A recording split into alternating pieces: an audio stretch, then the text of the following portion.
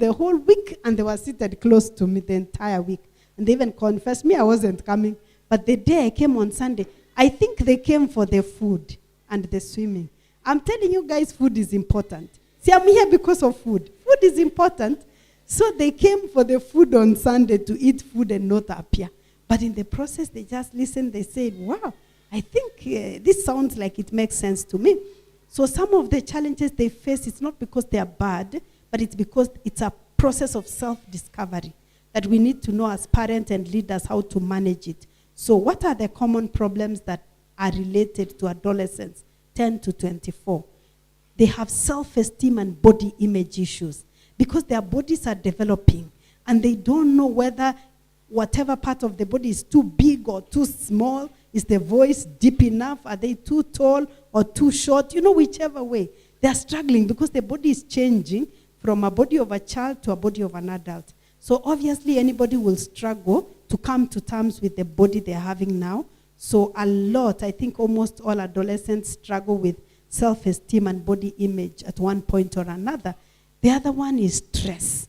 Because there's so much happening, they are making major life decisions at this point, and they do some exams that determine the course of their lives. So they struggle with some sort of stress, even in their relationships, by the way, with parents and church members and everything. And a lot of them, as a result, they succumb to depression because it's so difficult for them to cope with the changes happening in and around them. And then we have some who are addicted to online, cyber addiction. And okay, I will speak something about cyber addiction later on, because if I say right now, the ambassadors may shut me out. Let me talk about it later when they have listened to me. And then we also have the drinking and the smoking. You know, drinking and smoking, we said because either they are running away from pain, they want to cope with pain, or they want pleasure. Either of them, running away from pain or wanting to enjoy pleasure. And then we have teen pregnancies, and we have underage sex. Of course, those are closely related.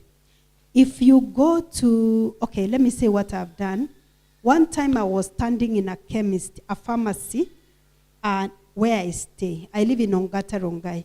And the place I turn to my home, it's called Masai Lodge.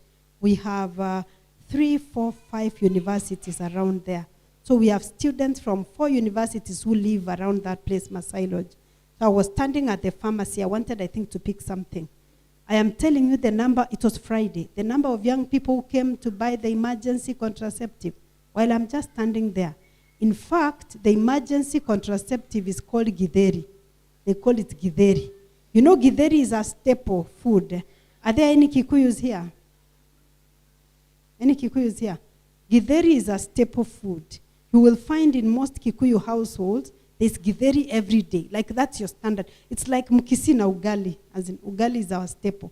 So for the young people, they are swallowing emergency contraceptives just like Githeri.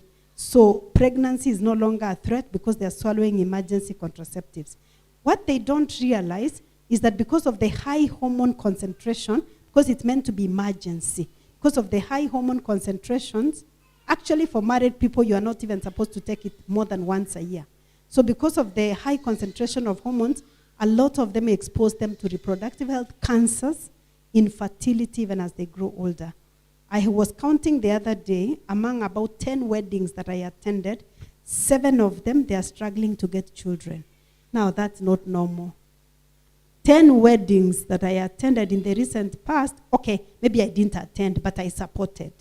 10 weddings I supported, among them, like 7 of them, they are struggling to conceive. Now, me, I don't know, and I'm not blaming them. But to be very honest, that should not be normal. What should be normal is maybe a few of them struggle to get children, but many of them get children.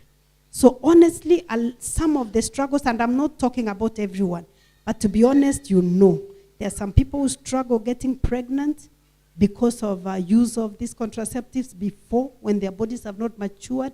Some of them because of abortions. The time comes, the uterus cannot hold a baby. So they have to be stitched because they keep on having miscarriages. Some, and I'm not saying that you see somebody struggling, you start saying they have done anything, but there are people who confess. They just say, I had 3 abortions, and I have been using emergency contraceptives. I've been using this, so I'm having this side effect. So for me, young people, those who are younger, I'm not here to try and convince you or get into an argument. I'm just here to tell you the fact. Then you choose, but make sure you choose it willingly. Whatever you want to do, be the one who wanted.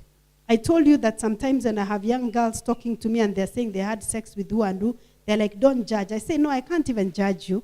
Then I ask them, did you want to do it? If you tell me you wanted to do it, sawa. Me, I have no discussion. So you wanted, that's fine. But if you tell me you didn't want, then we can talk about, so what made you do it, despite the fact that it's against your wish. So you need to be consciously aware of what you're getting yourself into.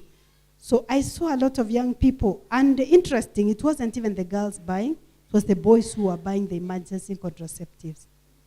Imagine mtoto wako ako university.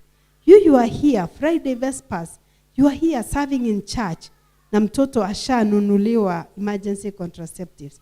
It is planned, it's premeditated, so they come from university, mwili imekorogwa kabisa, it's something else. And you're here saying you have a child. Soon and very soon, holy matrimony. They get married, problems. Then we say the devil is attacking families. Let's pray, go to the mountains and fast for our children. It's okay. I know the devil is moving like a roaring lion, but sometimes we give the devil too much credit. He could be in Singapore, and here we are trying to accuse him, surely. The devil can't be in many places. So honestly, for me, I'm very cautious sometimes. I don't like too much of reference to demonic attacks because I feel you're giving the devil too much airtime. Just ask, are there choices that I have made all along that have led me to this? So I know when I say teenage pregnancies, I may sound old-fashioned because they are no longer now getting pregnant. So, but I am consciously aware. I was at my place of work last week, I think just the other week, before I came on leave. So I was seated in my office. Some 2 young girls came, and one of them was telling me, I'm in so much pain, I need painkillers. Okay, I was busy, so me, I didn't want to talk to them, but I can see they want to talk to me. So I'm so busy, I'm like, okay, you want painkillers, sit, being given painkillers. And she starts, sprawling on the seat and cringing. I'm just thinking, can this child go away? So I said, yeah, fine, take painkillers. And she said, she went further and told me, I've just been inserted an IUCD, a coil. She didn't look older than 21. And she was in a uniform. She was a university student. 3rd year or 2nd year, she had come for attachment. She's a nursing student. So she said, I'm doing my attachment, not nursing. She told me she's doing nutrition. So she told me, we have come for our attachment, and I've just gotten, I've been inserted a coil, and I'm in so much pain. I said, a coil? For what? She said, nataka kuolewa, nastaki kuzaza. I'm like, oh, okay. So I said, do you know the side effect of what you've just gotten yourself into? So I explained to her. She said, I didn't know. I said, I'm just informing you. I said, you really want to get married? She said, nataka kuolewa. I have got somebody, and he's very good and he's very trustworthy. Mtu mwenye anaweza hanya ni mimi. Lakini huyo mimi namuamini. I said, okay, sasawa. She was with a friend. Then the other friend said, she told me, she pulled a chair. This first one was in pain, also pulled a chair and sat next to me. And I'm like, please, can you go? I'm busy. The other one also pulled a chair. She also sat. She said, na niko na shida ya kichwa, ndio maana nimevaa wig, niko na vidonda, I don't know, vidonda, something kwa kichwa. I'm like, go and see a dermatologist, daktari wa skin. Akwambie, ati naweza tumia dawa gani? I said, okay, I won't tell you which dawa, just go and see the doctor akwambie. Then she said, na unajua mimi nimekuwa nikitumia pills. So I'm like, now that is a real issue she wanted to say. Mimi nimekuwa nikitumia pills, na haki zinanifanya nikuwe na moods, niko na mood swing. I said, unatumia pills? Why? She said, niko na boyfriend. I'm like, okay. And my mother told me I just use pills. I said, your mother told you? And she went further and said, and I'm feeling moody, I have these issues. I said, okay, are you aware of what you're putting your body through? She said, sijui mimi. So I explained to her. I told her, okay, just be aware that this is what you're doing to yourself. And if you really want to do this, just go ahead and do it. So eventually they took my number. And they just said, Aki, thanks a lot for talking to us. We'll be talking. But I'm looking at them, I'm thinking, do you really want help? Do you really want to stop? Ama, you just wanted to talk to someone about it. Anyway, they left, and I was so furious as a mother. I was very angry and very furious. I said, Yani, I've paid school fees. Umeenda college, uko third year. And then here you are swallowing things and you're inserting things. Na niambia uko na boyfriend unataka kuolewa. Hapana, kaa serious. Kaa serious. That's not serious. But anyway, I encounter that every day. What really is happening to our children? What is happening to our children is the question. A recent report by the World Health Organization, actually it's a Kenyan report. A Kenyan report showed that 51% of all new HIV infections in Kenya, they have occurred among adolescents. Half of the new HIV infections, they are occurring among 15 to 24-year-olds. That is where the ambassadors group is, 15 to 24. These children did not get HIV through their parents. They are getting HIV infected. And a lot of it's as a result of transgenerational sex. Transgenerational sex is whereby you're having young girls with sponsors. You're having young boys with wamama. So because the mama ama mbaba has already been exposed, they are at a high risk of infecting this child. And these children, they are getting wamama wababa because of a wig. Anataka wig na ni expensive. They want a dress. They are seeing my shoe, they want my shoe. And not knowing that I'm more than 20 years older than you, and at your age, I didn't wear that shoe. They are seeing the fine things in life. They want to get the fine things in life. Why are you carrying a handbag you cannot afford? Why should you wear a dress you cannot afford? Why are you wearing a shoe you cannot afford? Why do you want to live in a place you can't afford? Your parents have taken you to college, you're in a hostel. Unataka kwenda apartment. You can't afford. Then you want to have a sponsor to rent for you the apartment. They will rent your body. They have rented an apartment, they rent your body. They buy for you clothes, they buy your body as well. There is nothing like a free lunch. You pay and you have to pay in kind. So really, really ask yourself, is it worth it having a wig or a weave? Then you have your body rented out? Really? Seriously? Is that really what you want to do? Recently, we saw an estimated 35 schools across the country that was set on fire. And it is so sad because when I see schools being set on fire, that is literally the future burning. That's the future burning. Some of us like me, I'm here because of education. I would not be here. I'm here because of education, because I purposed to read everything. I looked and I said, Mimi, I don't want to continue in these generational patterns I can see, but I'm here because of reading.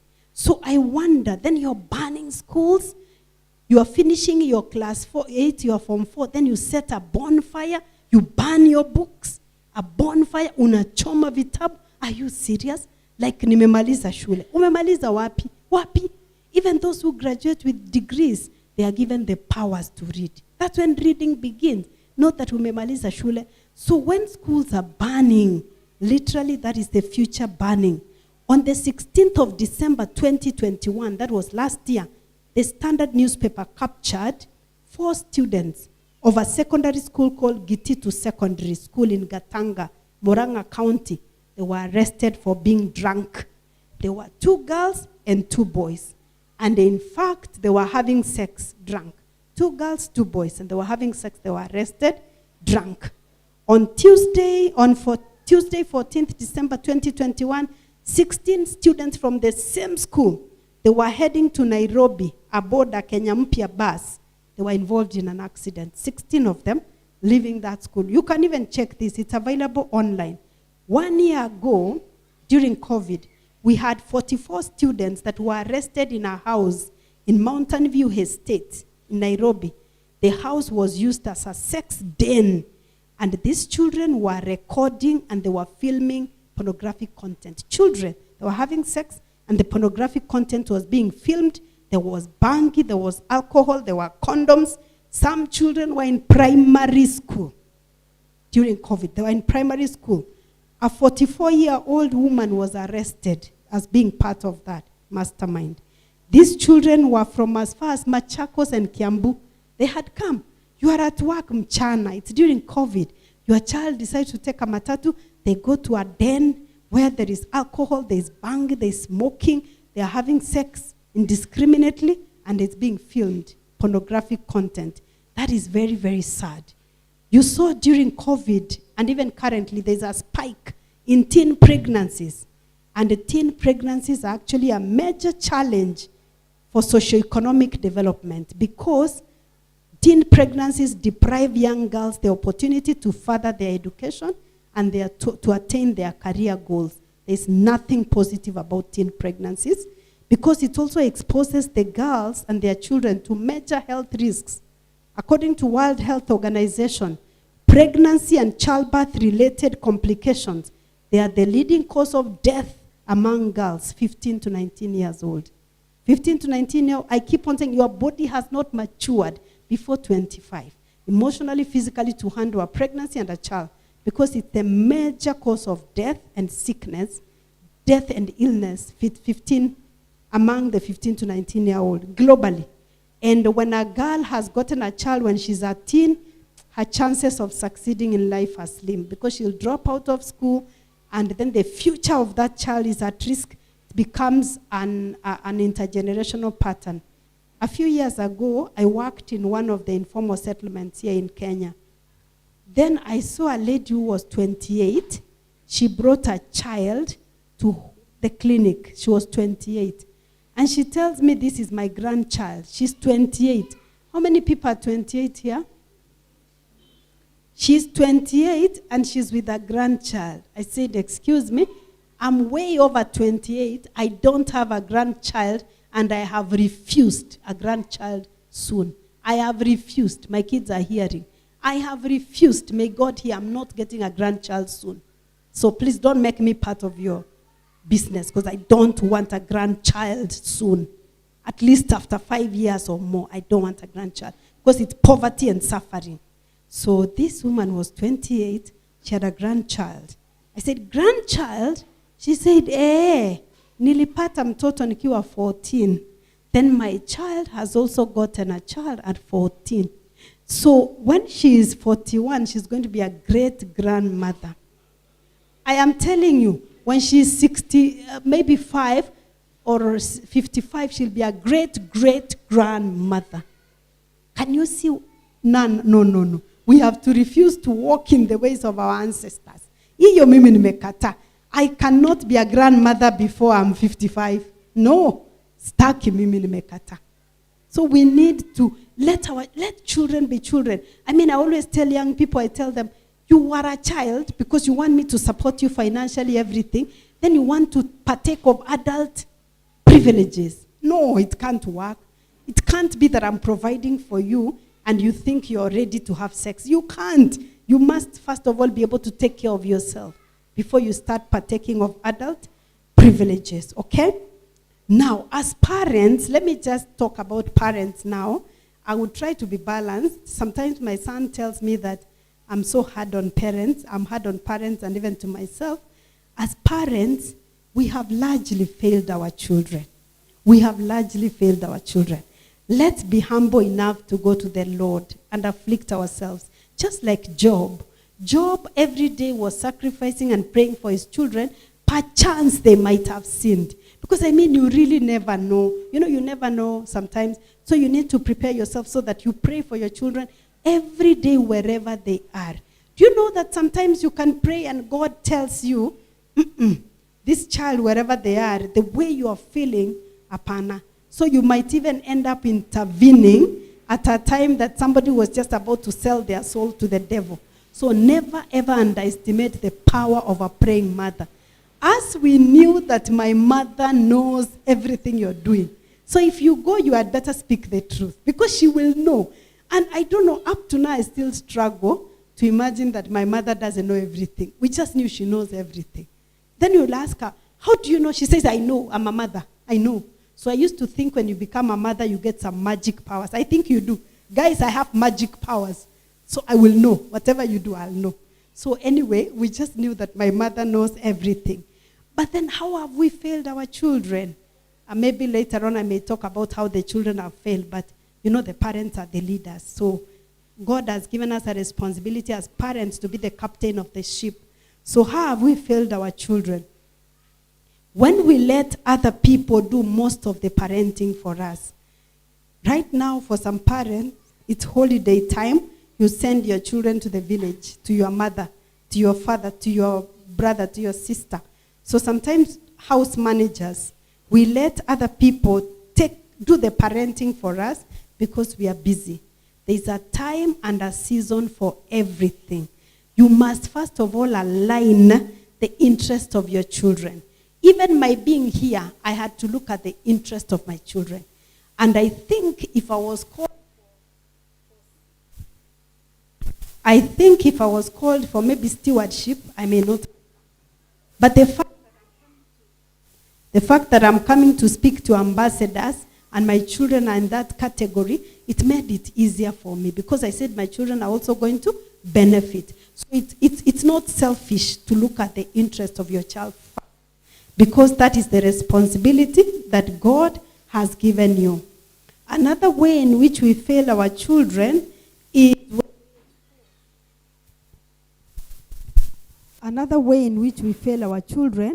is when we expose our children to the screen more than books. You look at the amount of time our children are watching the screen. They are watching TV, phone, more than they are reading books. I don't know. You can access even digital books that are very free. So I don't know. I think you have the Kenya National Library. We do have in Nairobi. So instead of exposing children to books, some parents are quick to buy airtime for their children to put on their phone, but they are very slow to buy for the children books. That way we fail our children. Another way we fail our children is when we don't know where our children are. A parent is seated here, they don't know where that child is. You ask, let me see, where are my children? I may just be here speaking. And are you guys there, my people? Where are you? Please raise your hand. Diana, Nathaniel, I can see you. Misati, Ryan. Ryan, where are you? I think Ryan must be there. Okay, thank you. Now, I cannot be speaking here and my children wameenda Dunga Beach. You need to know where your kids are. And I'm not saying you control them, but just know where they are. Be aware. You can't just be seated. Let me tell you, we are going to cry on the last day because God will ask, I gave you 4. It's like I give you 4 oranges. I go to the market, I come back and I'm like, give me my oranges. Then you tell me I don't know. But I gave you 4 oranges. So you need to tell me, kama ilianguka chini niambie. Ilianguka chini nilikula, just say. But you can't tell me, I can't take that excuse that I gave you 4 oranges and you can't account where the oranges are. Can we at least account where the children are? I know some of the children can make wrong choices, but let's be sure that we have done our best. Another way that we fail our children is when we allow minors who cannot drive, they cannot vote. They cannot drive, they cannot vote, they cannot operate a bank account, but you are allowing them to have a phone with a social media account. They cannot own a bank account, but they have a social media account. Imagine the government cannot allow an underage to be on the road, the government road. But here, the bank cannot allow an underage child to run a bank account. The government cannot allow an underage to vote because they know their judgment is clouded. But this child owns a phone, they own a social media account. Oh, foolish Galatians, who has bewitched you? Who has bewitched you? Did the person bewitch you and they die? They died. What has happened? This child is having a social media account, and then the same parent comes telling me, I want you to talk about phones. Talk about phones. But who has bought the phone? I'm asking. Who has bought the phone? Talk about TV. Who has bought the TV? So what miracle am I going to do? See, then you just take a bus, uende Kisii kwa wachawi, wakusaidie pengine. Because I'm wondering which witchcraft am I going to do on magic? Go to Tanzania, to Loliondo, you get a magic potion. Then the child can stop watching TV and phone because you have bought it. So why again do you go and complain? So this child is having a social media account. I've seen some very young children posting videos on TikTok. I really cringe. It makes me feel very uncomfortable. The other time I told a parent who is a friend of another parent, the other parent lives abroad. They went abroad with their daughter. Then I noticed their daughter is about 13. She was posting things on Facebook. She would pose and take pictures and put. I told another parent who was a friend to the other one that I'm a friend to so-and-so's daughter, and I'm very uncomfortable with the picture she's posting. She's 13. Then I think she told them and they blocked me, which is okay, I think. I'm not sure, but I think they blocked me. I stopped. But I just said, no. You cannot have a 13-year-old posting themselves on social media. Imagine some of them, they are 17. They are posting themselves with a partner, a boyfriend, a girlfriend. Ambassadors, we agreed. Parents, we agreed. Even if later on you get into a relationship, somebody is not your wife, not your husband, please don't make them your profile. Don't put them on your profile. Don't post them on social media that love manenos with a caption. We agreed with the ambassadors. We agreed. So if they decide they are going against doctor's advice, and you know what happens to somebody who goes against doctor's advice? They die. You want to die. Somebody is going to die if you do that. So please, just be very, very conscious. So this I want to say that as parents, we have failed. Can I just say something very that may annoy some people? If your child is under 18, they own a phone that is their phone with a password. My friend, please talk to God about it. Repent. If even the government knows better than you by not allowing this child to vote, and the child has a phone, is it in the best interest of that child? Is it for the glory of God? For what purpose do they have the phone? For what purpose do they have the gadget that is in their name and they even have a password? Now, another way in which we have failed our children, when we drink and eat gluttonously, we even engage in extramarital affairs in the presence of our children. Now, this one, I cannot even wrap my head around it. I find it so painful that imagine you may be separated, divorced, or in whatever, or you may be single or even married. Then you decide you're having another partner. Your child is witnessing the extramarital affair that you're having. Are you serious? May thunder strike you. Why are you doing? You are ruining the life. I think that's why it's good I'm not God, because some things are very difficult for me to fathom. Yani, you're doing this in presence of your children, whether you are divorced, separated, or whatever. I always tell single parents that even before you introduce someone to your child, you had better be very confident that is the person you are going to marry or get married to. Unless you want your child to also do the same thing. Because now when you do this, then they also go and do the other. Honestly speaking, who do you blame? Please don't do that to your child. Just go wherever and go. I don't know where you will go, but please go wherever if that's what you have chosen. But God, have a sacred space around your children so that you don't do that because of the modeling, the wrong modeling. Now, the other way in which we have failed our children is when we fail to expose and seek justice when our children are being abused. I know when I talk about abuse, people don't imagine that their children have been abused. But I cannot tell you how many Adventist parents, when their children share with me that they have been abused, I tell the parents and they are shocked.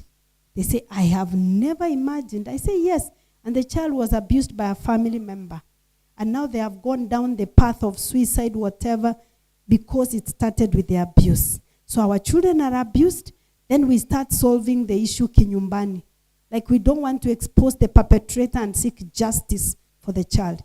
Then we let the child face the guilt, the shame, and the pain. Because they feel I must be the problem. Why did uncle, auntie, so and so do this and nothing happened to them? Another way in which we have failed our children is when we make our children our emotional spouses. We seek emotional support from our children. Because we are going through a difficult moment with the other partner, your child is the one you are telling, na huyu baba yenu, Kama ningejua singewalewa na yeye, gasia kabisa. Huyu mama yenu anakaa tu ndee. If I knew, I would never. But why are you telling your child? So you take it to a counselor or to a peer. Why are you telling your child? Were they there? You are expecting your child to take sides. If sometimes you're separated, divorced, you want to block your child from accessing their people. Kama mulikosana ni wewe. Let the child to connect with the ancestors. Let me tell you what Obama did. Before Obama became a senator, si Obama ni wetu. Before Obama became a senator, he had to come all the way to Kenya. He went to Kogelo and he touched the soil. You obviously know Obama's father did not contribute much, but Obama had to come and connect. There's no magic in the soil in Kogelo, but for him it was a symbol that you can read it in his book, Dreams from My Father, that he had to touch the soil and connect with his fatherland before he could go back. That time he was smoking and not being very responsible. He had to go back. That when Obama became something. Kama Obama mwenyewe alitoka Amerika akakuja Kogelo, wewe mwenyewe mtoto wako kwao ni Busia na unamkataza, you are denying the child. Kwao ni Nyamira, ati because wewe ni Mjaluo na Wakisii walikukosea. You never even want your child to pass near Kisii town. Hata ukisikia mtoto wako na contact na Wakisii, utaki, you want to obliterate and block. But it's your fault. Let your child connect with the ancestors. Walikukosea ndio, but hawajakosea mtoto. Let me tell you, you may think you're sheltering your children, but anybody who has an unresolved issue with a parent, it will come back to bite you. A person who has not resolved an issue with their parent, and maybe you are the one who is instigating, when you unatia finyo hapo unachocha, your child is going to struggle in their relationships, in their marriage, when you are using them to revenge with the other parent. It is none of their business. Hata kama alikuchapa, they cheated on you, but that's you, and we don't know what happened. But hakukosea mtoto, even if they have never provided anything, there is a difference between parental responsibility in terms of emotional and financial. Separate. Don't use your child and say, because hajawahi lipa school fees, hataona huyu mtoto. That's different. Kulipa school fees or kuprovide, it's different. Let the child have a relationship with their people. The last one that I would like to share is when we deny our children their childhood and we make them worry about adult responsibilities, like food, like shelter, like clothing, like books. I said sometimes during the week that it is not the responsibility of a child to worry about food, shelter, clothing, school fees. That's your responsibility, kama mzazi. The responsibility of a child is to know, have they eaten, have they read? So let the child worry about children responsibilities. You worry about adult responsibilities. Just do whatever it takes, borrow, we don't know. But don't make the child to be the one to find a way of providing for themselves. So, for you as a child, when your parents are trying and they are struggling to meet their obligation to you as a parent, can you also do what you're supposed to do? This is a time for you to read and to gather as much knowledge as possible. Me, I have not sent you to go and read boys or read girls. Mi nimekutuma kusoma vitabu. Sija kutuma uende kusoma watu.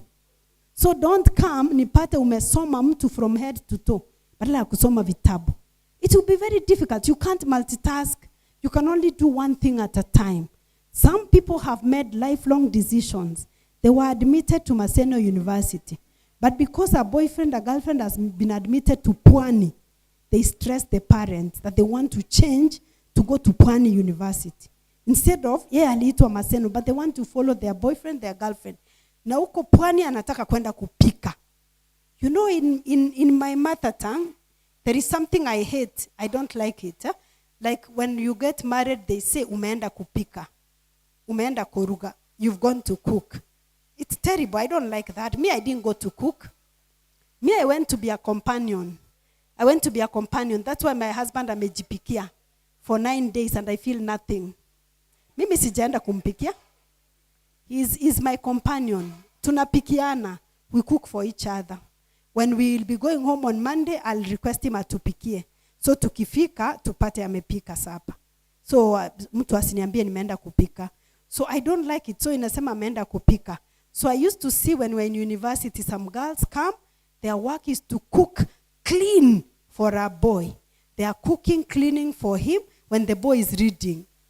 Foolish. Imagine the boy is in the library, she's cooking. I'm not kidding. I saw that a lot. She's cooking, cleaning. What happens? She fails her exam. The boy passes. Your guess is as good as mine. He dumps her like hot coal. Who wants failures? After she has cooked, she has cleaned. Imagine your parents have sent you to read. You are here cooking and cleaning. Then, of course, she's left. Somebody else who never cooked. Me, I never cooked, not even for myself when I was in college. I just used to eat prepared food in the cafeteria because me, I was sent to read, not to cook. So I just read. And imagine I got married, and 19 years later, I've not gone back to my mother, and I'm not going back. So I'm trying to tell you don't have to cook. I mean, of course, I'm a good cook, you know that. But my life purpose is not to cook. I can cook because we need to eat, but that's not my calling. Ati mimi nimepika sasa nangojea. Hapana. We cook together. We cook and eat as we go, both of us. So, please, you don't go to university to go. Ati wewe uko kwa soko, uko kwa duka. You are busy buying things to cook for someone. Don't try cooking for my son. Because if you try, you will just know that this is the one your mother warned you against. So you utapika tu uchoke, but you are not coming to my home after cooking. Me, I have not sent him to go and get a cook. If he gets a companion later, that's fine, but I don't need a cook, please. Yeah? I don't need cookery services because we can cook for ourselves. So don't come saying that the only thing you're bringing is your hips, your lips, and fingertips. No, we don't want. Then now you want to promise us that, but don't worry, soon and very soon, Taleta birth certificate here, and I'm cooking. No. That's not what we want. We want able companions, as the Bible says, as we want you to be beautiful, solid. You are adorning a palace, but we don't want you to be cheap. We don't want you to be cheap that you are cooking. Anybody can cook. You can eat anywhere, but we need you to have a particular skill set that you bring to the table because you have spent time to nurture, to develop. If you don't spend your early years nurturing and developing the skill, you will just come with nothing. And you just want to present yourself like a TV to be watched. Nobody wants to watch you. We just want you to add value to our lives. And you make things better by your thought process and your words. Not to just be there, just there for us to see. We don't want to see. Yeah. So I don't know whether there's any question or any comment. Let me stop there. Any question or comment? Yeah. You have to bring something to the table. You can't just come just like that. Because you are sent to read. Read everything you can. Yeah. Thank you so much. Any question or comment I can take? Janet, I know you are probably... Okay, where has Janet gone? She was to check if there are any question or comment online.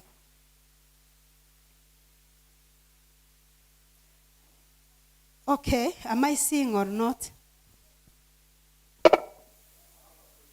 Yes, go ahead.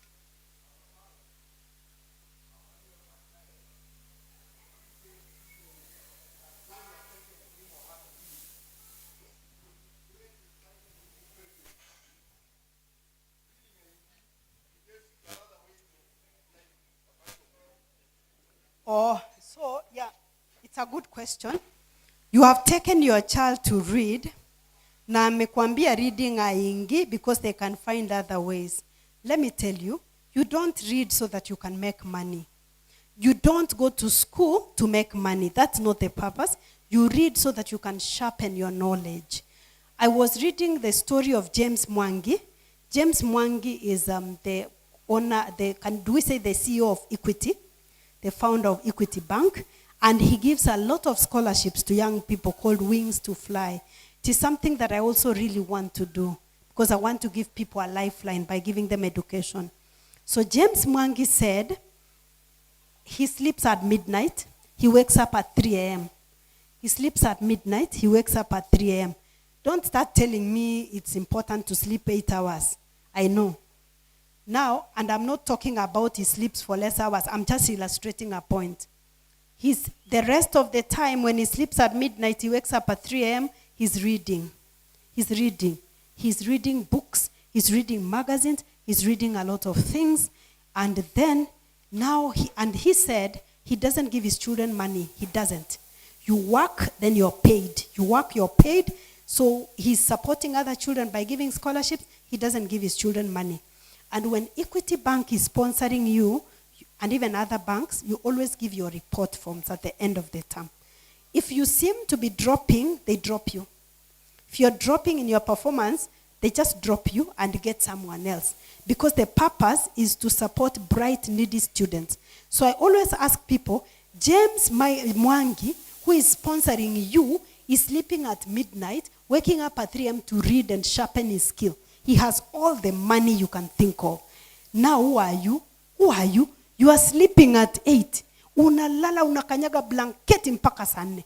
And then you want him to support you. Are you even being serious? Are you being serious? Personally, I read a book a week. I told Janet that I read a book a week. Now, my appetite for books is so much that I've had to register I'm a member of the Kenya National Library Services. So before COVID, I used to borrow books. So because my budget for books is so wide, I've registered in a reading app. I pay 1,000 every month, and I have access to all manner of books I read on my phone. I read a book a week. This week I've been here, I've not managed to read the book I carried because I've been very busy. I told Janet when I go back, I must read 2 books next week. I will beat my body. I must find a way of compensating because I've put a target. I must read a book a week. And you begin reading that and you will see how your horizons will open. Your life will be transformed. You can fit in any group because you'll be very knowledgeable. People, you may look at me right now and you think I'm intelligent. I'm not. I'm not intelligent. I'm not kidding you. I'm not. It's just simply because I have spent so much time. Janet was telling me right now that you are ever ready. I said, you see the tip of the iceberg that I'm ever ready. The time I have spent in my closet reading, preparing, praying, and reflecting on my own life, it's so much time. So what you see is the tip. You think, oh, some people are blessed. I'm not. So first of all, I will deconstruct. It's like this young person has a twisted way of thinking. You are not reading so that you can get money or so that you can get a job. No, you're not. You are reading to sharpen your mind. I begin from there. Number 2, they tell me reading haingi. Kwa nini haingi? Why? There's a reason. Most likely when you get so exposed to online stuff, a lot of TikTok, Instagram, you will have no appetite for reading. It's like you give your child a cookie, then you are giving them ugali na sukuma wiki. You know they won't eat. They won't eat because they have already eaten a cookie that is sweet. Ugali will not taste sweet. But if they never tasted the cookie, you give them ugali, they will eat because ugali tastes sweet. So the moment you're exposing yourself to a lot of these images and Instagram and what, you will have no appetite for reading. You will have no appetite for things of God. They will be so boring. So I will be very keen to know how much time does this young person spend online? How much time do they spend online? How much time do they spend in useless activities with their friends? How much time? Just laughing, wasting time. How much time? Because most likely they have filled themselves with these worthless things. So now when it comes to hardcore stuff, because reading needs you to concentrate and really think through, they will have no appetite. So those are the things that I would like to address with that young person. Because iyo story ya kusoma ingi, it's like, it's a symptom. That's not the real issue. The real issue is that they have filled themselves with worthless things. So they are not enjoying. You can't enjoy salads if you like eating a lot of junk. Then somebody is giving you salads. Where's the cooler salad? But then, so you have to tune your mind to absorb the important and the hard things. Okay, thank you. Is there another question?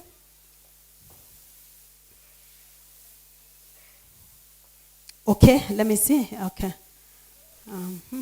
Oh yeah, there's one. Is it this lady here? There was somebody at the back. The gentleman, then the lady. Meanwhile, you can check if we have any online questions. Thank you very much for your presentations. Of course, with due respect, I know your sons and the daughter is around, but I want to ask a question that might lead me to your past life. I want you to tell me, or maybe tell us, how you dated your husband, whether you had some prescribed conditions that he had to fulfill to be able to meet your standards. Because when you talk, I believe you must have had some standards to put in place. Then the second question, I know we live in a society where there is the less fortunate and the privileged. I know you've laid your emphasis so much on empowering the girl child and the boy child. But the society also has its prescribed way of life. How does a young person try to balance this so that they don't miss on the goodness of life? Of course, taking into cognizance that society also has their pitfalls. The times you can want to make it in life, but you don't succeed. Not everyone will have the highway. Others might have some pitfalls and never make it in life, but of course they would have wished to make it in life in relation to what my elder was saying. Then lastly, are there books that you published that probably can help the young adults or the young boys and girls that can make reference? Of course, because you talk about reading, but not all of us. Actually, the Kenyan society is a very poor reading society. They are very good in looking for ways by which they can make money, but they might not spend that time to even read even a book and finish. So what is your advice on that? Thank you so much. Thank you so much. So I with the last one is I'm in the process of writing my book, but meanwhile I have what I can call a handbook because I offer coaching programs. So I have 2 handbooks that I have written that I use when I'm coaching somebody through the process. So I have those ones I use specifically for my clients. As for publishing the book, work in progress, you will get to know when that time comes. Then the other one on how I dated my husband, the ambassadors know that I've made a lot of mistakes in the area of relationships. They know, we talked. So as I said, I'm not talking to you. Some of the things I'm sharing with you, they are from my own mistakes. A wise person learns from their own mistakes. A foolish person wants to learn from their own mistakes. So at the point of dating my husband, I met him in the university. So when I look back, I realized that I had non-negotiables at that point, the way I understood it. Because I come from a very patriarchal society where there was a lot of abuse, gender-based violence. So I was very keen on, I won't have somebody abuse me. Because I know how many people do not get to their divine destiny because of being abused and controlled. So I had non-negotiables. One of them was any form of course, that time I wasn't calling them non-negotiables, but now I know. I was very clear. I will not tolerate any form of physical, sexual, emotional abuse. I had been in an abusive relationship before, emotional, not physical. So I sort of knew what that looked like. So I said, any form of physical, emotional, sexual abuse, I'm gone. The other non-negotiable that I still have to date, dishonesty. You lie to me intentionally, deliberately, you're lying to me, giving me lies, I am gone, I'm not there. So I told ambassadors that you are not controlling the other person, but you're the one setting your standards. So I knew, because my mother raised us to be honest. I mean, I am very high on honesty. So you lie to me, maybe you con me, I'm gone. You try to abuse me, I'm gone. Another one is infidelity, no. I won't take any form of infidelity. You are unfaithful intentionally to me, no. I am gone. So I was very clear, at least on those ones, emotional, physical abuse, dishonesty, infidelity. I don't have the energy to keep that. So for me, at that point, I think there was a 4th one that I don't remember very well, but those were the and then drinking, smoking. Because I grew up, I told you in our home that there was alcohol. So I was very clear that alcohol and me, I'm not going there. So I was very clear on those 4. Well, I have known my husband for about 23 years, 19 of which we have been married. those non-negotiables have not been crossed. He has been faithful on those ones. He also has his non-negotiables that I also do my best to be a good wife.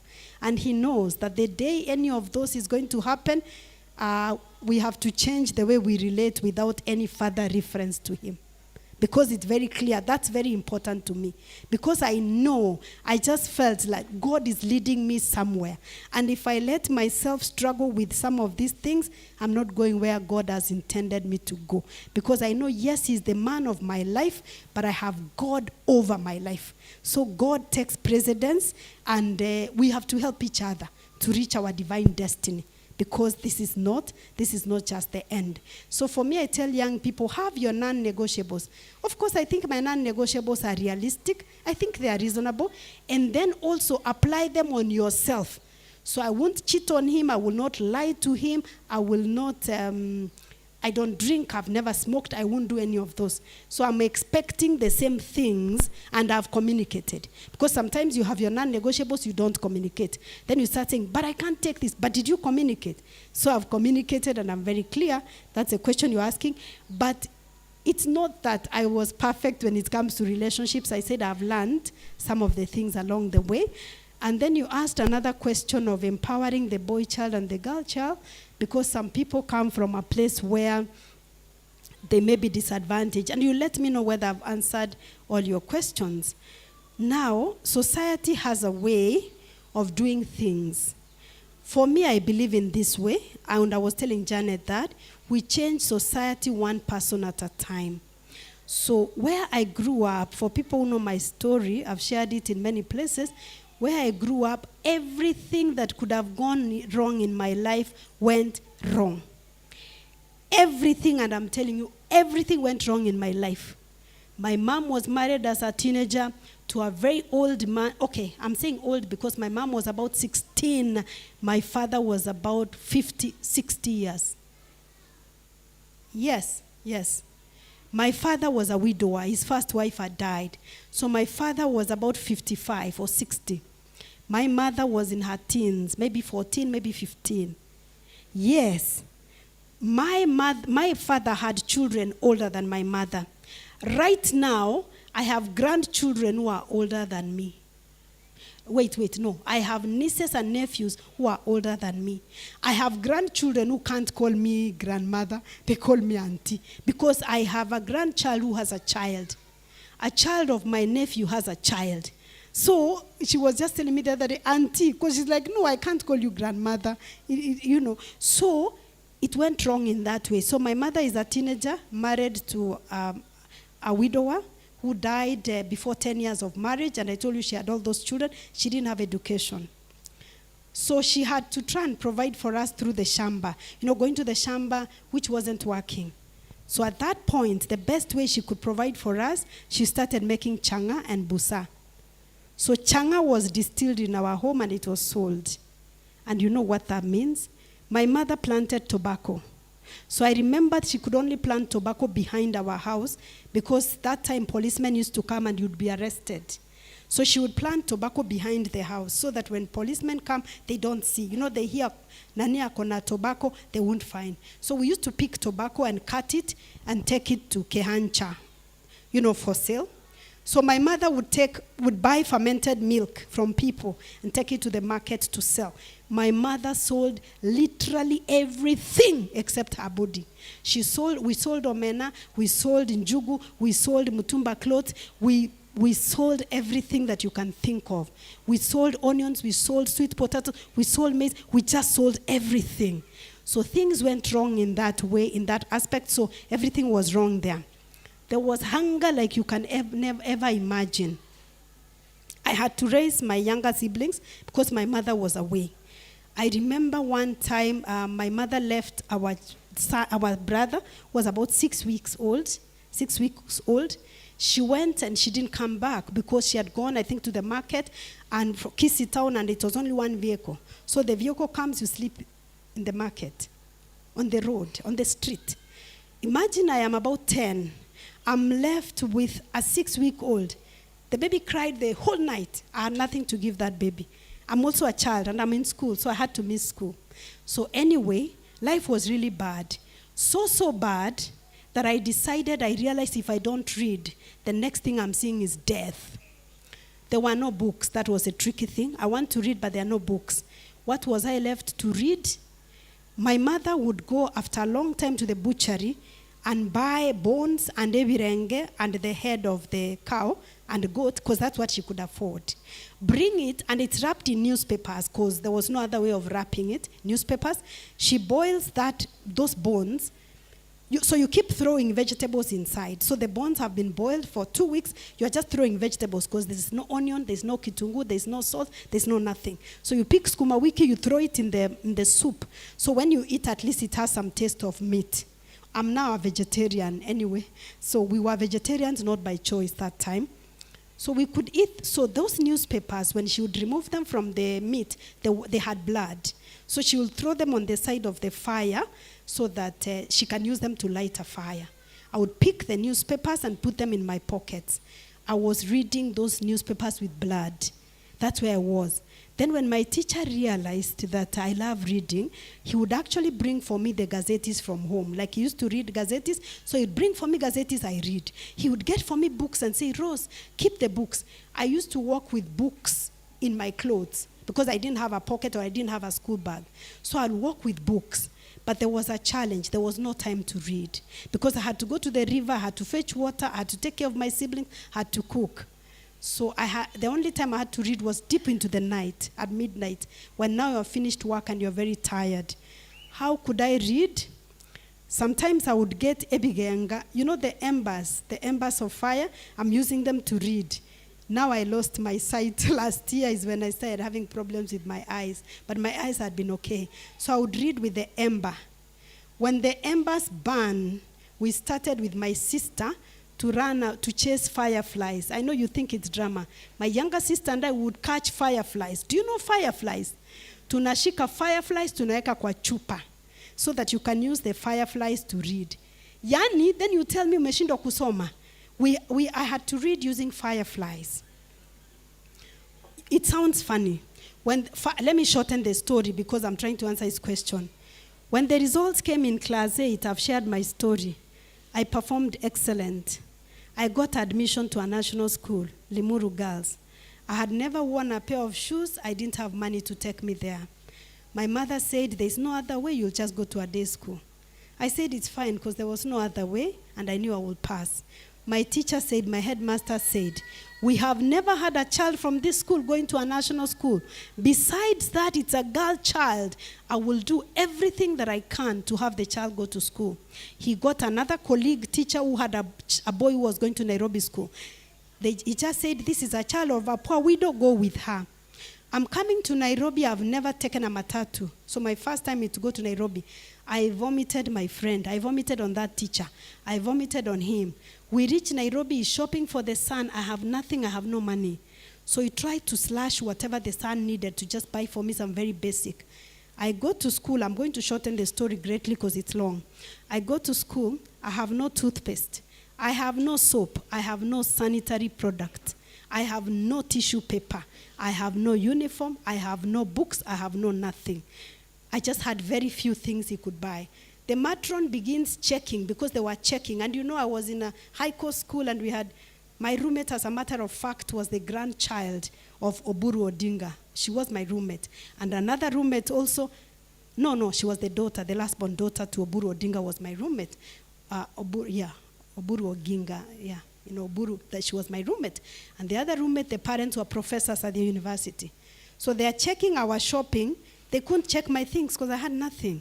Then they're like, if we send this child away, she won't come back. This teacher who took me told me something I've never forgotten. I asked him, how much can I thank you for bringing me here? He said, Rose, if after all that your mother has done, if you don't read, you're bewitched. He just said those words and he left me. I'm in school, I have no pocket money, I have no nothing. People have to hand uniform to me. The self-esteem crisis.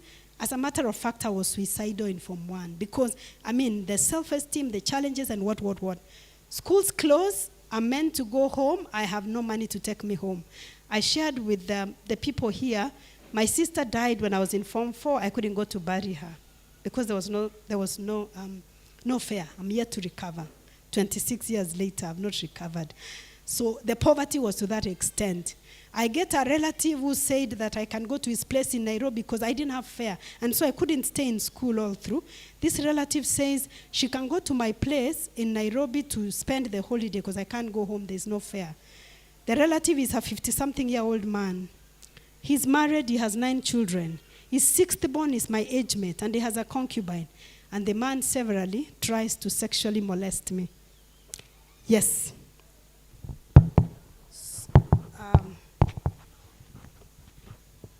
So that was one of the most difficult things I've ever forgiven someone for. I can't tell anybody because society, he's a relative, a respected person in the village. Who will believe me anyway?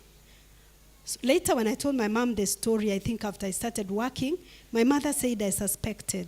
I told her this was what was happening. She said, I suspected. But my daughter, what could I do? Because here in the village, she was also struggling with sexual abuse attempts by my uncles and other, let me say relatives, let me not say. She was also struggling with the same, and what was she going to say? And she knew if I go back home, it's marriage, it's going to the shamba, there's nowhere else. So she just, I think, just stayed hope. I mean, she couldn't face it. So it was really everything, let me share in brief like that. Everything and anything that can go wrong went wrong. But I purposed to myself, I said, I will read everything and anything that I lay my hands on. And the reading helped me because in high school, they couldn't send me away because I was the top student. You send her away, she's not coming. So I had to get bursary. I mean, there was no other way. I had to get bursary and what have you. So when the girls are being visited and they're having a great time, I had to go to the library because I couldn't stay in the dorm. They're there. You can't stay in the classroom. They're there. You can't stay in the field. Wanakuja na chef wa utalii kabisa, wanapika barbecue. I mean, you're just there dejected. So I said, you know what? I'm going to compensate. And that's one of the things we taught the ambassadors. That when things are not working, you can actually compensate. So I decided to compensate in reading. Let me tell you, I completed 4th form. The results came out. I had a school fees balance. Do you know I did not know my grades up to the time I was admitted university? I didn't know because I didn't have fare to go back to high school to pick my results. So I'm here at home. I'm planting onions and potatoes and selling. I became a house girl for some time. It was for my sister anyway to take care of her child. That's how I managed to get some fare to even take me to university. So I don't know what I've performed, but my brother was in Kisumu school. Then he told me that, you know, in Kisumu school I have a friend who has a sister in Limuru Girls. And the sister is saying that there's a girl called Rose Misati, because I was very active in the church, I was the S.D.A leader. Our S.D.A leader got an A, she's being waited for, we've never seen her, we don't know where she went. So my brother, through that he said, you know, you have an A. Time came for admission to university. The only way I could know where I've been admitted to is I went to Kisumu University and they checked for me. We didn't have online then. They checked for me. I knew what I've been admitted to do. I got my letter. That's when I went to pick my result slip. I still didn't have school fees to clear, but when I went, I found they had waived the school fees after 2 years. It used to take 2 years. So this was an opportunity for me to have made mistakes and get pregnant and get married. I made a few mistakes, but God saved me. So anyway, for me, what I say, if you have a hunger, you have a thirst, imagine God will open ways for you. So for me, you know, I told myself, there are things that I don't follow. You know, the way society expects, society does. For me, I interrogate it like this. If my culture, the society is not in line with the Bible, and it's not serving me, I'm not following. If it's not serving me, and it's not according to the word of God, I don't follow. The culture, society that is in line with me, I follow. Let me give you an example. Every time I go to a place and I speak, sometimes people have come to ask me, you are the wife to Pastor who? I'm like, no, I'm not married to a pastor. Then they say, and who is your husband? I tell them, my husband does not have a familiar name. Because you want me to say my husband's name, then you can gauge that she's so-and-so's wife, that's why she's like this. I say, no, my husband does not have a familiar name. Then they ask, who is your father? I am fatherless. So don't try and put me that she's speaking like this because she's the daughter to so-and-so. So I was telling my husband, and he said, it's like they think as a woman or a girl child, you cannot stand on your own and be strong and solid without having a man who you are leveraging on. I said, it's not my husband. Yes, he has been supportive, but he's not the reason. It's not my father because I'm fatherless. So for me, I challenge young people that whatever you focus on grows. Don't focus so much on your misery and your trouble, because for me, all the time I was growing up as a child, my mother used to cope with her stress by drinking. She may be watching me, or my siblings are watching me, I know. Let me tell you, have you ever been a child, you're home with young children, you have no food? Your mother has not come. It's raining, and you'll go collect your mother from Amtaro. Yes, you're going to pick your mother from Amtaro. You're a child, and you have children, and you have no food. That's how my mother was coping with her stress. Thank God she doesn't drink anymore. So I experienced alcohol firsthand. You are sent to buy changa, and you're told to drink. And you know, changa distillation takes very long. I'm challenging young people so that you don't feel the way you're so disadvantaged. There are other things I can't say here, but let me say the one I'm able to say. Now, changa distillation takes very long. So when my mother is distilling changa, she didn't have time to cook, and there was even no food, yeah? So you are there, you are so hungry. One time I was hungry and sick. I think I had malaria. I was hungry and sick, but my mother had no time, even money, to take me to hospital because she was distilling changa. So I'm sleeping, I'm feeling like I'm dying. I can hear kwa umbali people have drank changa, they are making noise. I'm trying to get energy to get out of bed because to just say I'm dying, you know, so that they can know I'm dying. I'm trying to talk, the voice can't come. I'm trying to stand, I can't stand. And I lost consciousness. I don't know what happened.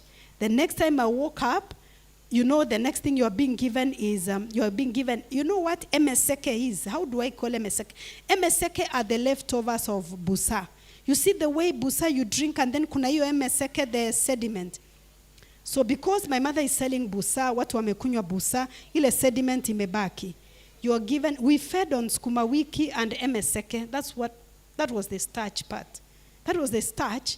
Or chinkara, whatever it is, the chinkara, whatever is used to make busa. We fed on that for so long. So for me, and that's why I'm telling you that when people tell me I'm intelligent, I tell you don't know my story. Because my mother drank when she was pregnant with me. And as a child, because your mother is so busy, the best thing she would give you is alcohol so that you get drunk and sleep. Yeah. Yeah, because she has to go to the shamba and go to the market the whole day. So you are given changa busa in the morning as a baby, you drink, you are put to bed 12 hours. Unalala. Anda soko, auze ndi akuja bado umelala. Umekunywa changa busa most of the time. Yeah, so when you hear me just telling you that no, alcohol and me, we are not staying, I don't have friends who drink. And in fact, I don't even think you can come to my house if you drink. I'm sorry. It's my trauma, but yeah, that's how I'm coping. So I'm just encouraging that maybe your circumstances can be worse, but for me, everything just went wrong. And yes, I agree. My siblings, we are all different. There are some of my siblings, sadly, things are not working for them. They are not as progressive. I love them.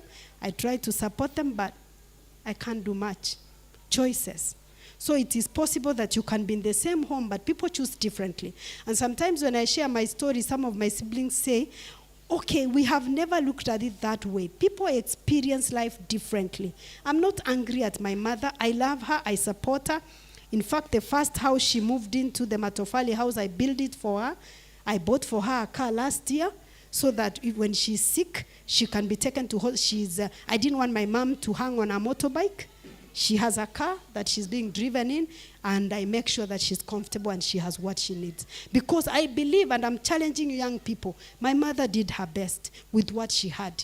Maybe me, I cope with stress or by reading. Her, she didn't know how to read. So she was coping with alcohol. So I don't blame her. She just did her best. So be very careful when you are saying that society expects this, society expects that. Because who is society anyway? Who is society? You know, sometimes you want to look at it that way and say, who is society really? You know, because people look at it and they say, according to society, the woman is supposed to maybe be at home and, you know, the man to do this. But it's the way you agree. For us in our home, I'm the one who is going everywhere preaching the word of God, and my husband is supportive. And when I leave the children home, he takes care of the children. If he was here, I would be the one taking care of the children, and I'm here. It's the way you agree and you support and love each other. Do unto others as you would them to do unto you. Yeah, I think I will pause there. There was a question here.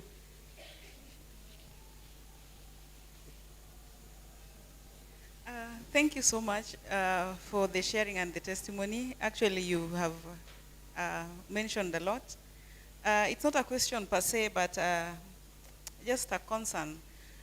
We are talking about our ambassadors now who are between 15 to 24. But there is a generation that we are raising, that I am raising, below that age. By the time, if Jesus tarries, that they reach 15 years, then I think we will have another class. Maybe the way we'll handle them is different, because in as much as you have shared with us tips on how to handle these people, truth of the matter is majority of our children don't know their parents, and the parents don't know their children. I'm saying that because as a mother, I can count the number of days I have sat down with my children, young as they are. The eldest one is 6 years old. Why? Because of the absenteeism related to work, that most of the time, actually almost all the time, majority of our houses, we leave our children at a very tender age with house girls to take care of them. We only meet them in the evening. Sometimes we see them after 1 week.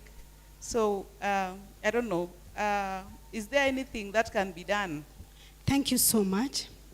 I believe in having your priorities right. You prioritize what is important at that time.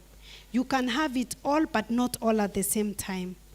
When my children were young, the two of my boys who are seated there, they're just a year apart. They didn't ask me to give birth to the two of them in the same year, but that's how the Lord blessed me. I'm not sure whether the Lord blessed me or I grabbed the blessings. Whatever happened, I realized that it's not the fault of the child. I had to make drastic decisions and drastic choices because I was very clear that the first priority is to raise the children. You can gain the whole world, but when you lose your children, you've lost everything. I don't ever want to lose my children because of choices I made, things I could have done differently. So what I did, I had to move closer to my workplace. I got housed by my employer. Not everybody has that opportunity. I'm just sharing for me what worked. I had to get a house in my workplace. So my house was like that tent, and my office was here. So when the baby is crying, I could hear. Break time, I go to the house. Lunchtime, I go to the house. Evening, I go to the house. I didn't have a life. Up to now, I'm not in any chama for a reason. I couldn't be in any chama. I didn't go visitations. I didn't travel. If there was a travel at work, I intentionally decided I'm not, because the priority was these children. They are fully dependent on me. I bathed those two boys every day. I showered them every day, up to 4 years. I bathed them every day. If perchance I wasn't able, which was very rare, my husband would do it.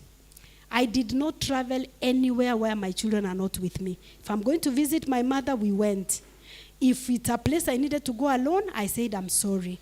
I'm raising my children, I can't travel. Because I knew the moment the season is going to come. When I saw that they have grown, they were about 4, 5, maybe 5, 6, and the girl, of course, was older. We started building our home very far away in Ongata Rongai. Then I discovered I'm pregnant. Again, God surprised me with the last one. When I discovered I'm pregnant, I put the building on hold for 2 years. Told my husband, we can't continue building because I cannot be in Ongata Rongai living at 5, coming at 10 with a breastfeeding baby. The priority is to breastfeed. I stayed there, I breastfed the baby. When he got to 2 years, we constructed, finished, we moved when the child was 3 years. Because I said, now, at least he has finished breastfeeding and what have you.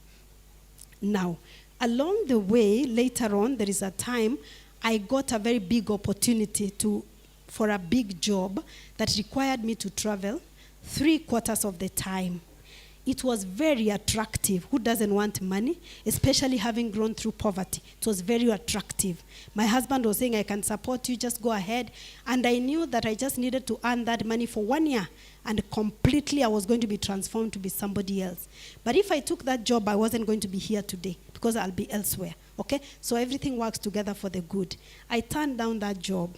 And the people who gave me the job, they actually asked me why, whether it's because of the church. They thought it must be some religious thing, because who turns down such an opportunity? They're like, have you thought about it? Have you thought about it? But at that time, I couldn't take it because my girl there was in class 8. The boy was in class 6. The other one was in class 4.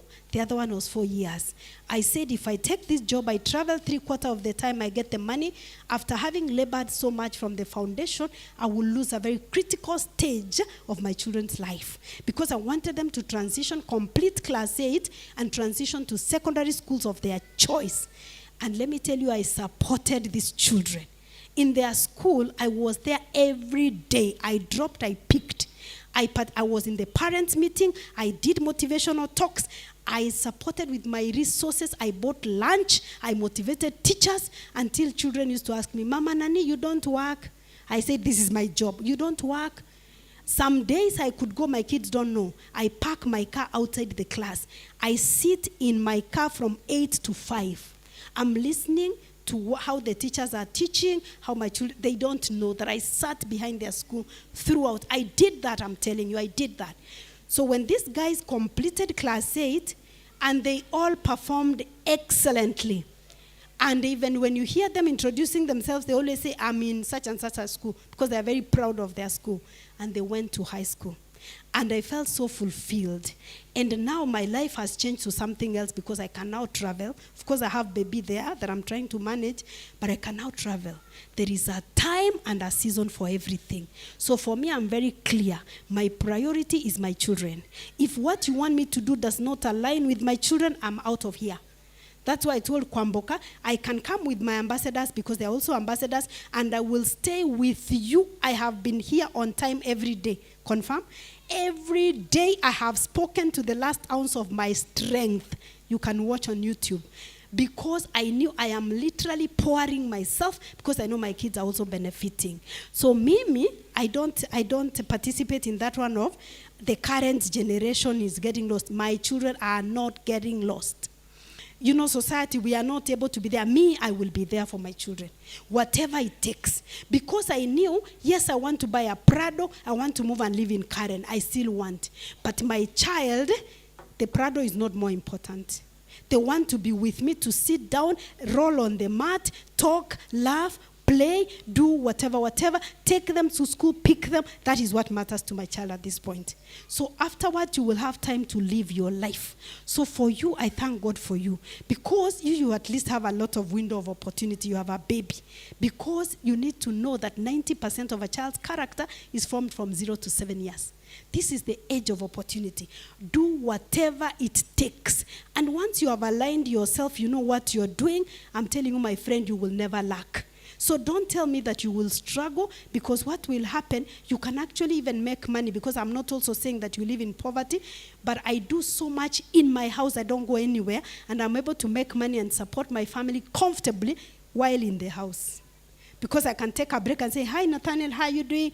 Can we play a bit? I give a hug. I go back to do my sessions. So as long as your priorities are right, God will open windows of opportunity. First, have your priorities. Wacha kuangalia mtu mwingine. Because me, I'm telling you, I tell you, my children are shining, and they will continue shining. And even, yes, they are shining, I'm telling you, and they'll continue shining. And even the thing of the reading culture, I think that he talked about, I read. I started reading to those children when they were in the womb. When I gave birth to them, there are picture books that I used to read for them as they're breastfeeding, I tell you. And they read.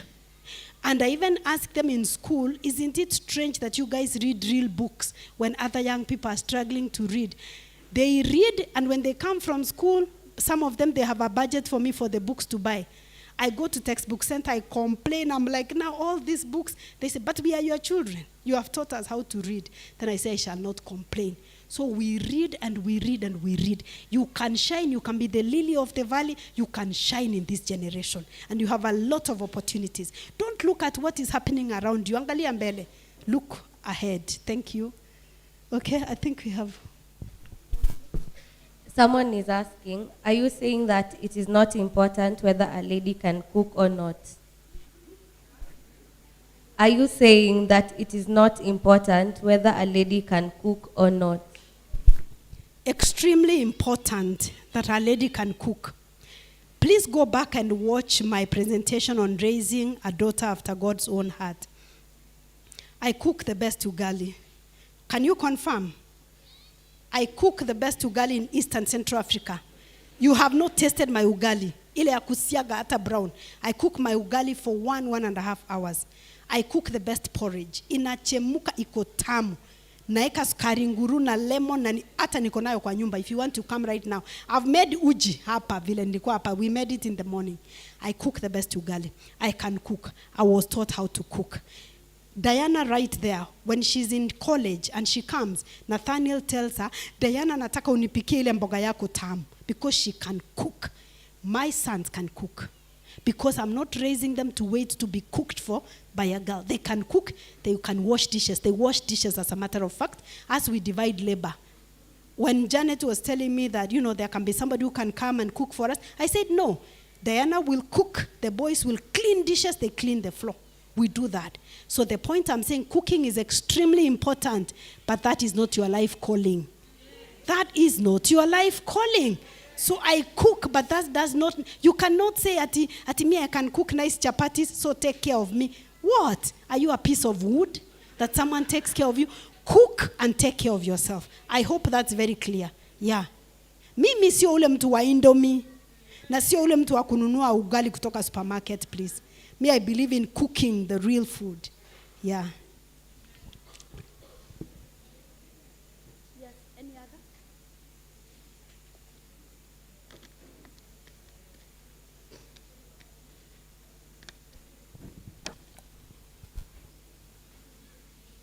I have a question. I think I've heard about. Please say volume kidogo.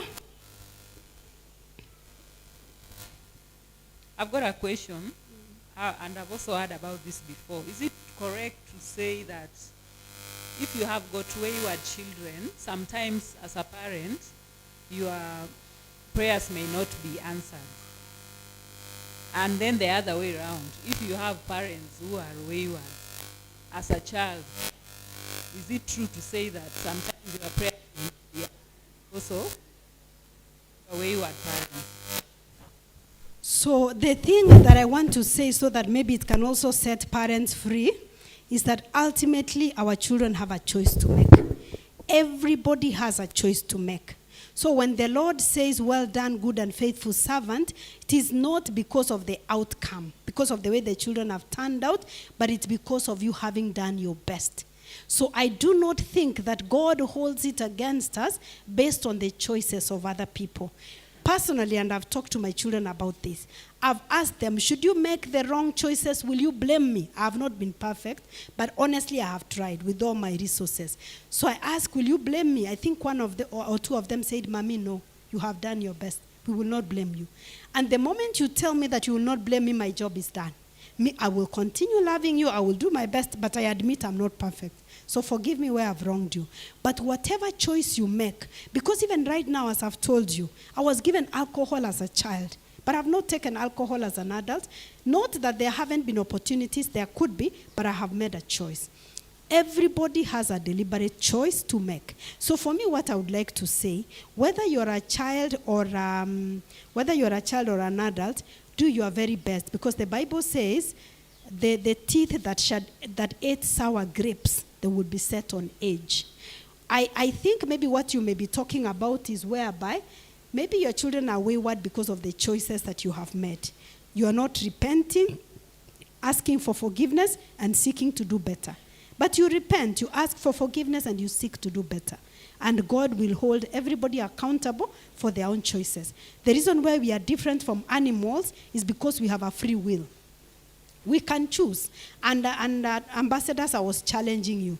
Your parents might have made their choices that way, but you're not a victim. Now you know you don't need to make such choices. Yeah, that's how I would like to respond. Okay, I can see people are leaving. Maybe it's a signal. Yes, Pastor.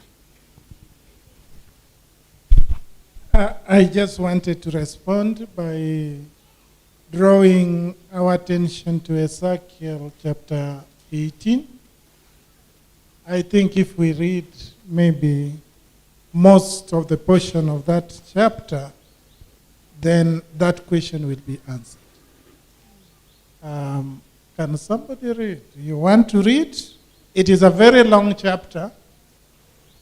But the question about the sins of a parent and the sins of a son. Yeah, somebody should read. It is very long, and my eyes are not very good. So, you can read, but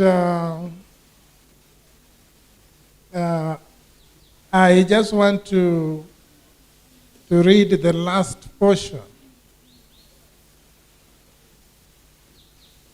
If a wicked man turns from all his sins, that is verse 21, which he has committed, and keeps all my statutes, and does what is lawful and right, he shall surely live. None of the transgressions which he has committed shall be remembered against him, because of the righteousness which he has done. He shall live. And the first portion talks about the sin of a father and the sin of a son. The second portion talks about the sin of a son and the sin of a father. A father cannot bear the sin of a son, neither can a son bear the sin of a father if the son is righteous. So I think that belief may be misguided. Thank you. Thank you so much, Pastor. I know our time is fast spent. If maybe there is one and then maybe an online one we can take, then we hand over to the organizers. Yeah, I can see. Do we have any question or comments from this side? Maybe ambassadors, have I missed someone? We don't want to leave you. Ambassadors, would you like to say something?